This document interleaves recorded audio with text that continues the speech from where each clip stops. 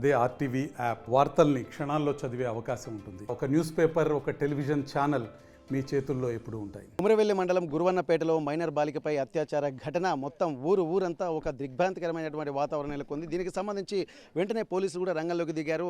నిన్న అంటే 27వ తారీఖు జరిగినట్టుగా సంఘటన తెలుస్తుంది. విషయం ఆలస్యంగా వెలుగులోకి రావడంతో పోలీసులు కూడా రంగప్రవేశం చేశారు. వచ్చి ఇక్కడ ఉన్నటువంటి బాధితులను వాళ్ళను పరామర్శించి అలాగే విషయాలు తెలుసుకునేటువంటి క్రమంలోనే ఊరందరికీ తెలిసినటువంటి విషయంగా మనకు స్పష్టంగా తెలుస్తుంది. దీన్ని దృష్టిలో పెట్టుకుని ఇక్కడ పోలీసులు కూడా చాలా సీరియస్గా ఉంటున్నటువంటి పరిస్థితి. దీనికి సంబంధించి ఇక్కడ అడిషనల్ ఎస్పీ గారు అలాగే ఏసీపీ గారు రంగప్రవేశం చేశారు. ఇటు చర్యల నుండి అంటే ఒక హుస్నాబాద్ పరిధిలోని మొత్తం పోలీస్ బెటాలియన్ మొత్తం దిగింది. ఒక్కసారి మనం చూద్దాము బాధితురాలి ఇంటి పరిసరాల ప్రాంతాలకు కూడా మనం వెళ్దాము. దాదాపు ఇక్కడ ఉన్నటువంటి ఆ వ్యవస్థను చూస్తుంటే ఏంటంటే ఒక ఉదయం అయితే చాలా ఉద్రిక్తమైనటువంటి వాతావరణమే నెలకొంది. ఇక్కడ మొన్నటి నుండి అంటే నిన్న సాయంత్రం నుండి 144 సెక్షన్ విధించినట్టుగా అక్కడ ఉన్నటువంటి పోలీస్ అధికారులు చెప్తున్నారు. ప్రస్తుతానికైతే మనం ఈ గల్లీలోనే మనం చూస్తున్నాము. ఈ గల్లీలోనే అంటే మనం వాళ్ళ బాధితురాలు ఇల్లు ఇక్కడ మనం చూస్తున్నట్టు ఇక్కడ బంధువులు ఉన్నారు, అక్కడే ఉన్నది. దానికి ఎదురుగా మనం చూస్తున్నాము. ఇది అక్కడ చూస్తుంటే అక్కడ బాధితుడు ఎవరైతే నిందితుడు ఉన్నారో ఆ నిందితుడి ఇల్లు అంటే పక్కనే ఇల్లు ఉండడంతో ఇది ఒక ఇబ్బందికర వాతావరణం అయితే కనిపిస్తుంది. ఎందుకంటే ఉద్రిక్తత జరిగిన సంఘటన ఈరోజు ఉదయం అయితే ఆ చెప్పనలవి కానీ ఈ పరిస్థితి. ఒక్కసారి బాధితుల బంధువులు కూడా మనతో ఉన్నారు. ఒకసారి వారిని అడుగుదాము. ఏంది అసలు ఇంత జరిగిన ఇటువంటి సంఘటనలు గ్రామంలో ఇట్లా ఎట్లాంటి సంఘటనలకు జరుగుతున్నాయి? ఎందుకంటే కొంతమంది చదువుకున్నటువంటి వాళ్ళు ఉంటారు, చదువుకునేటువంటి వాళ్ళు ఉంటారు, అన్న కాక అని పిలుచుకునేటువంటి వ్యవస్థ ఉంటుంది. బంధువర్గాలు అంటే కులాలు ఏవైనా సరే ఒక కుటుంబ వాతావరణమే ఊళ్ళలో కనిపిస్తుంది. కానీ ఎందుకు ఇంత సంఘటన ఎదురెదురు ఇళ్లలో ఎందుకు జరిగింది అనేది ఒకటి మనం ఒక వారి బంధువులను అయితే కనుక్కుందాము. చెప్పనమ్మా, ఏం జరిగింది అసలు ఇక్కడ? మొన్న ఎంత చిన్నపిల్ల 7వ తరగతి పాప మీద అత్యాచారం జరిగిందన్నది తెలుస్తుంది. దీన్ని ఎట్లా చూస్తున్నారు? నిజంగా ఇది అతను అంటే ఎప్పుడు జరిగింది ఈ సంఘటన? మొన్న 5 గంటలకు శుక్రవారం నాడు 5 గంటలకు శుక్రవారం నాడు 5 గంటలకు ఇసుకలు పోయి వచ్చింది. ఇసుకలు పోయి వచ్చి బాసానదో ఉంటుంది. మేము లేము, మేము గొర్రకాడికి పోయాము. బాసాలు తోందర పోరిని నోరు మూసిండు, ఎత్తుకొని వచ్చిండు. ఎత్తుకొని వచ్చి ఇన్నే మా ఇంట్లోనే ఆయనకి అంత దమ్మున్నది. ఎవరు లేరు, పిల్లలు ఉన్నారు. ఈ పిల్లలు ఎలగొట్టిండట పిల్లల్ని. ఆయన బుద్ధిని పని చేసిండు. ఇంకేంది ఆయన 3 వచ్చేలా కూర్చుండా. మేము పొద్దుగాల మేము అనుకున్నాము ఏడన్నా పడ్డదేమో స్కూల్కి పోతుంది కదా సారు, పడ్డదేమో పిల్ల పడ్డదేమో చెప్పలే, పిల్ల పడ్డదేమో అనుకున్నాం. పిల్ల పడ్డదాన్ని చూసి నిన్న పొద్దుకి దావకాన కొంట పోతే కడుపు ఇంత దొడ్డు ఆసింది. బెడ్ అంటే బెడ్ పోతుంది. ఏమైంది అంటే ఒక్కటి చెప్పది పోరి, అది చెప్పది ఎడుతుంది. ఈ పోరి చెప్పింది. అమ్మా, ఏం జరిగింది ఆ రోజు? మా అక్క అట్ల కంచెల గుంజుకపోయిండు, ఇట్లా వచ్చిండు, మళ్ళీ అట్ల కంచెల్లి గుంజుకొని పోయిండు. మీరు ఉన్నారు కదా, మిమ్మల్ని ఏమన్నా అన్నాడు? ఆయన పొమ్మన్నాడు, ఇంటికి పొమ్మన్నాడు, గట్టిగా మూసిండు. అంటే మిమ్మల్ని బెదిరించిండు? ఏమైనా బెదిరించిండు. సైకిల్ కార్ తీసుకుపోయిండు. సైకిల్ కార్కి ఏమన్నాడు మరి? ఎవరున్నారు ఇంట్లో? ఎవరెవరున్నారమ్మా ఆ రోజు? నేను, మా అక్క, నేను ఉన్నా. ఓకే, మీరు మా ఇంట్లో మా ఆయన, నేను, మా అత్తమ్మ, మా అమ్మ. సాయంత్రం వచ్చి ఇంట్లో వచ్చి తోలుకొని పోయిండు. మేము లేము సార్. మరి ఎప్పుడు తెలిసిందమ్మా మీకు విషయం? మా బిడ్డ ఇప్పుడు రాత్రి తెలిసింది సార్. మా బిడ్డ చిన్న బిడ్డ చెప్పింది రాత్రి. ఓకే, ఇప్పుడు వెంటనే మీరు ఏం చేశారు? ఆ తర్వాత పోలీసులకు ఫిర్యాదు చేశారా లేకపోతే హాస్పిటల్ తీసుకెళ్ళారా? డాక్టర్ దగ్గర పోయినాం సార్. ఎక్కడ? ఏ డాక్టర్ దగ్గర? సిద్దిపేట పోయినరా? ఓకే, ఏమన్నారు డాక్టర్లు? ఏమన్నారు? ఇంకా చెప్పారు రాలేడు, ఇంకా చెప్పలేడు సార్. ఓకే, మీ పాప ఎక్కడ తీసుకెళ్ళారమ్మా? సిద్దిపేటకు. హాస్పిటల్లో ఉందా? ఓకే, ఇప్పుడు మీరు పోలీసులకు ఎప్పుడు ఫిర్యాదు చేశారమ్మా? ఇప్పుడు మాకు తెలియదు సార్. మా వాళ్ళు చేసుకున్నా తెలియదు సార్. మీ బంధువులు అంటే ఇప్పుడు అతను ఎక్కడ ఉంటారు, ఏం చేస్తాడు పిల్లగాడు? మీకు ఇంట్లోకి వచ్చి దౌర్జన్యం చేయాల్సినంత చనువు ఎందుకు ఉంది వాళ్ళకి? ఏమో తెలియదు సార్ మాకు. మీకు వాళ్ళు పరిచయమేనా రెగ్యులర్? గిడే ఇల్లు సార్. ఈ రాశెళ్ళే పోషెళ్ళే అని అంటాడని నమ్మినాం. గిట్ల చేస్తాను తెలియదు కదా సార్, మాకు తెలియదు కదా. రోజు కలిసిమెలిసి ఉంటారు ఇక్కడ? ఉంటాం సార్ మేము, అందరూ కలిసిమెలిసి ఉంటాం. ఎవరిని తాపతో సోగలం పోతాము, తింటాం, తిరుగుతాం. కానీ గిసంటి పనులు అయితే మాకు తెలియదు సారు. ఇప్పుడు పిల్లల్ని ఇడిచిపెట్టి బడికి పోతారు కదా, ఇడిచిపెట్టి పోతాం, ఇంత బయటకి పోతాం, గొర్రెమెక్కడ పోతాం, ఇటు పోతాం, అటు పోతాం కదా అని చూసినాం. 5 గంటలకు బుజ్జి వచ్చి ఇద్దర పెట్టి ఇల్లు గిన్నెలు తోముతున్నామని చెప్పింది. చెప్తే గిన్నెలు తోముకుంటే ఆ పిల్ల ఉంది వెనకకే వచ్చిండు, నోరు మూసుకొని ఎత్తుకొని వచ్చిండు. ఇక వీళ్ళను ఇంట్లో పంపించిండు. మీరు పక్కింటి పోరా, నువ్వు పక్కింటి పోనా, ఫోన్ బట్ట మూసిండు తీసుకొని వచ్చిండు. తీసుకొని పిల్లలకి ఏమెరక సార్ 10 రూపాయలు ఇచ్చి లేదంగిరి. ఈ పిల్లలకి ఏమెరక తెల్లరంగా ఈ పిల్ల మమ్మీ చెప్పన్నా, అక్క చెప్పన్నా అన్నది. చెప్పకు అని పోరన్నది. పోరంటే ఈ పోరు ఏం చేసింది, నేను చెప్తా అంటే మా యారాలుండి ఏంటిది ఏమైనా పైసలు కొనుక్కున్నారే అని మా యారాలు అడిగింది. అంటే కాదు మమ్మీ అని ఆమె చెప్పింది. చెప్పినాక మా యారాలు లంచ్ వరకు గట్టినారా మా యారాలు వరింది. ఎవరితో మేమేం చేసినావు, ఇన్ని రోజులు ఏం చేసినావు చెప్పొద్దు, నేను చేంజ్ చేసినావు మేము అడిగినాం. డాక్టర్ దగ్గర పోయినాక డాక్టర్ బయట పెట్టింది మాకు. ఇక డాక్టర్ బయట పెడితే సిద్ధిపడకు డాక్టర్ ఫోన్ చేస్తే పిల్లని తీసుకుని రారమ్మా మేము చూస్తామని డాక్టర్ చెప్పామని అదే రాత్రి పోయినాం సార్.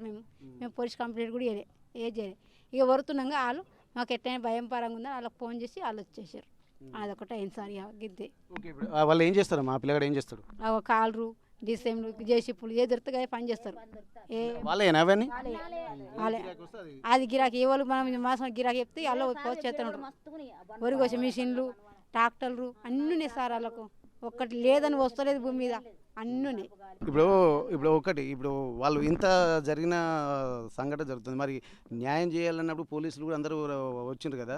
ఇప్పుడు ఊళ్ళందరూ మీకు మద్దతు ఉన్నారు కదా, మరి తెల్లారేస్తే ఇంటికి ఎదురుగానే ఉంటారు కదమ్మా. ఇప్పుడు నిజంగా ఇప్పుడు వాళ్ళు ఇక్కడ ఉండేటువంటి పరిస్థితి ఉందా? మీరు రేపు ఇంటి ముందు వాళ్ళు ఇక్కడ ఎందుకు సారు ఉండుడెందుకు ఉండుట్లా మానవాడు మా కళ్ళ ముంగట్లే ఉండొద్దు. వాళ్ళు ఎన్ని రోజులున్నా మాకు పానమయమే ఉన్నది. చెప్పండి మాకు పానగండమే వాని పేరు మీద మా పిల్ల పేరు మీద కావాలి. మీతో అట్లా అయ్యేటట్టుంటే చెయ్యరు లేకపోతే మాకు అప్ప ఎప్పుడు వాడిని మేము ఏం చేయనా చెప్తాం. వాడిని ఎటు పెట్టి చంపాలి. వాడు కననే వాడొద్దు, మాకు వాడు ఉండనే వద్దు, మాకు కననే వాడొద్దు. జీవితంలో ఇప్పుడు దెబ్బన బతికినా కానీ ఆ పిల్ల ఆయపాయాల మీదట. ఆ పిల్ల బతికినా కానీ ఎవడన్నా చేసుకుంటాడా, ఎవడన్నా ముంగడికి దిగుతాడా? ఎవరు రారు. ఆ పిల్ల భవిష్యత్తు ఎట్లనో ఏం న్యాయం చెప్తారో చెప్పాలి. అందరుకున్నారు. అయ్యో మీరు లేని మేము పుట్టలే, మేము లేని మీరు పుట్టలే, మీకొక మేము తల్లి లెక్క, మీరు నా కొడుకుల లెక్క, నా మనవరాలే. మరి ఇట్లా చేస్తే ఎట్లా? పిల్లలు చదువుకోవద్దా? ఆడపిల్లలు ఉన్నారు. ఇప్పుడు అది 4 అనుకున్నది, 4 పిల్లలు. దాని అవతారం కనబడతలేదా, దాని హుషారుతనం కనబడతలేదా సార్ మీకు? మొత్తం 4 పిల్లలమ్మా. 4 3 బిడ్డలు ఒక కొడుకు, 4 పిల్లలు. అంతగా గివే పిల్లలు ఈ బచ్చగాళ్ళే వీళ్ళు. ఆ పిల్ల ఒక్కతే పెద్దది, 10 ఏళ్ళ పిల్లనే. ఆ పిల్ల 10 ఏళ్ళు కూడా వెళ్ళలేదు. ఆ పిల్లకు 7వ తరగతి. అయితే ఇక్కడ దాదాపు ఏంటంటే ఇక్కడ వీళ్ళ కుటుంబ నేపథ్యం కూడా చాలా పేదరికమైనటువంటి పరిస్థితి. ఎందుకంటే ఇప్పుడు వాళ్ళకు 4 పిల్లలు, అంటే దాదాపు చిన్న వయసులోనే పెళ్ళైనట్టుంది. ఇక్కడ వాళ్ళకు ఎట్లాంటి అంటే గొర్రెలు కాసుకొని బతికేటువంటి ఒక పేదరికమైనటువంటి నేపథ్యం వాళ్ళ కుటుంబ నేపథ్యం. అయితే ప్రస్తుతం చూస్తున్న ఇదే ఇల్లు, ఈ బాధితురాలి ఎవరైతే 7వ తరగతి చదువుతున్నటువంటి అమ్మాయో అది ఇదే ఇల్లు. దీనికి పక్కనే అంటే ఎదురుగానే ఇప్పుడు మనం చూస్తున్నాం ఈ ఇంట్లో మాత్రమే వాళ్ళు ఉంటారు. ఈ ఇంట్లో అంటే దాదాపు ఇంటి దగ్గర ఉన్నటువంటి వాళ్ళందరూ కూడా కొంత ఏ కులమైనా ఏ మతమైనా సరే ఒక వరుసలు పెట్టి పిలుచుకునేటువంటి పరిస్థితి ఉంటుంది. కాకపోతే ఉదయం మాత్రం ఇక్కడ ఉన్నటువంటి సిచ్యువేషన్ తెలుసుకున్న తర్వాత మొత్తం ఒక రణరంగంగానే మారింది. ఊరంతా కలిసి ఇక్కడికి వచ్చారు. దాదాపు మనం ఆ విజువల్స్లో చూస్తున్నటువంటి ఒక ఉద్రిక్త వాతావరణం అయితే నెలకొంది. ఇంటికి నిప్పు పెట్టేటువంటి ప్రయత్నం అయితే చేశారు. వెంటనే రంగంలోకి దిగినటువంటి పోలీసులు, ఎందుకంటే ఖచ్చితంగా భద్రతా చర్యలు చేపట్టాల్సిన బాధ్యత వాళ్ళది. సంఘటన జరిగింది మాత్రం 27వ తారీఖు జరిగిందని చెప్పి బాధితుల బంధువులు చెప్తున్నారు. కానీ అది కొంత ఇబ్బందికరమైనటువంటి వాతావరణమే కనిపించింది. కానీ ఆమె కనీసం నడవడానికి కూడా రావడం లేదు, ఇంట్లో పని చేస్తుంటే పని చేసుకోవడం లేదు. ఎందుకని చెప్పి తల్లిదండ్రులు గద్దించడంతో ఇక్కడ వాళ్ళు చెప్పినట్టుగా తెలుస్తుంది. బాధితురాలకు సంబంధించినటువంటి ఆరోగ్యం కూడా కొంత సీవియర్గానే ఉందని చెప్పి అంటున్నారు. ప్రస్తుతానికి సిద్దిపేట హాస్పిటల్లో కూడా ట్రీట్మెంట్ పొందుతున్నారు.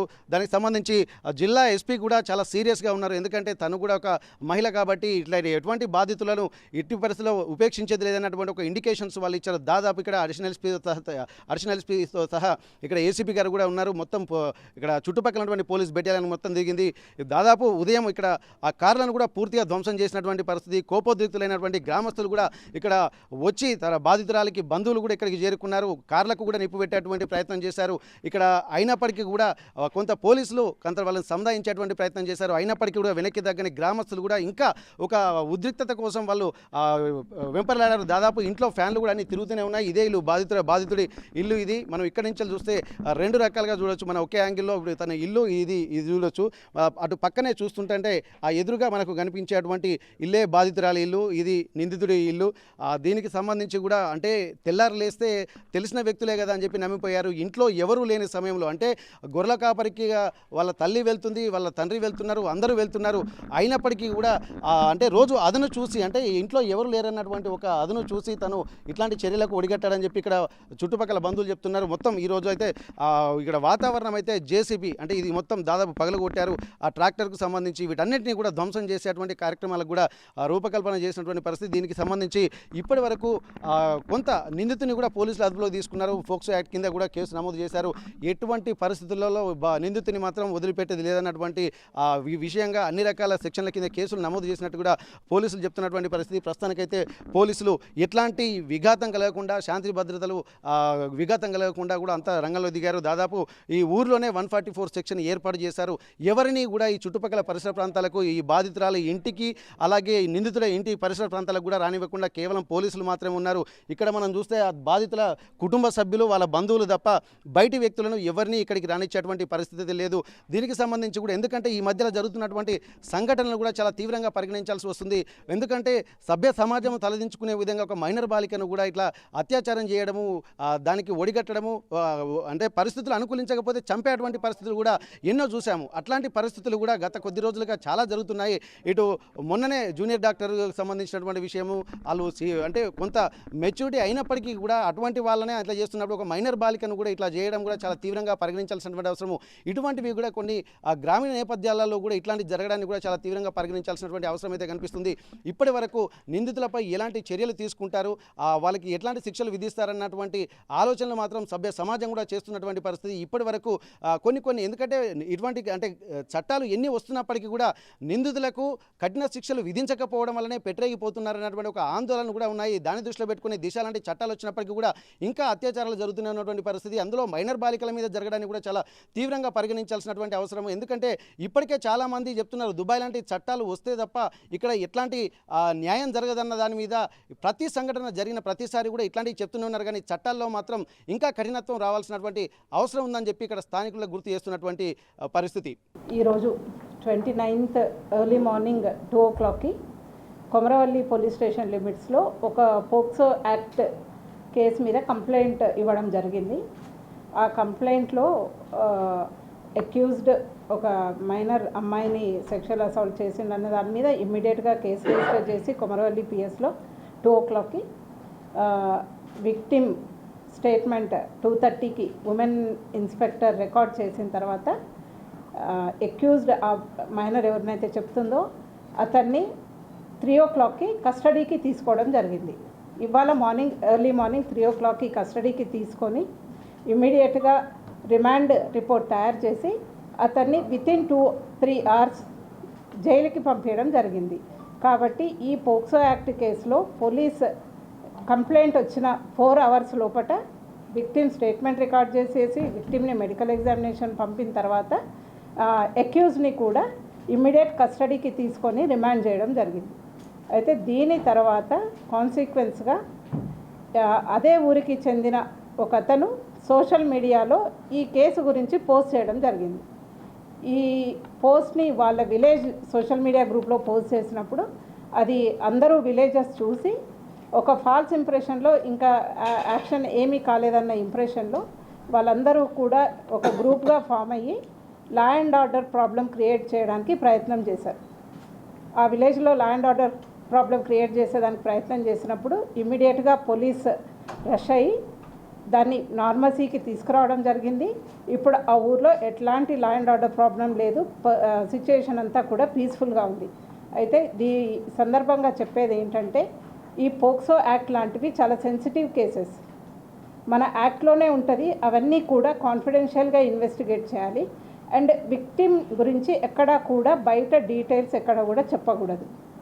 ఇట్లాంటి కేసెస్ని సోషల్ మీడియాలో పోస్ట్ చేయడం అనేది ఒక అఫెన్స్. ఈ సోషల్ మీడియాలో పోస్ట్ చేసి దాన్ని వైరల్ చేసి ఊరి వాళ్ళందరినీ ప్రొవోక్ చేయడం వల్ల ఎవరైతే సోషల్ మీడియాలో పోస్ట్ చేసిండో అతని మీద కేసు రిజిస్టర్ చేయడం జరిగింది. అండ్ అతన్ని ఇమీడియట్గా లీగల్గా యాక్షన్ తీసుకోవడం జరుగుతుంది. అండ్ ఇన్ ఫ్యూచర్ షీట్ కూడా ఓపెన్ చేయడం జరుగుతుంది.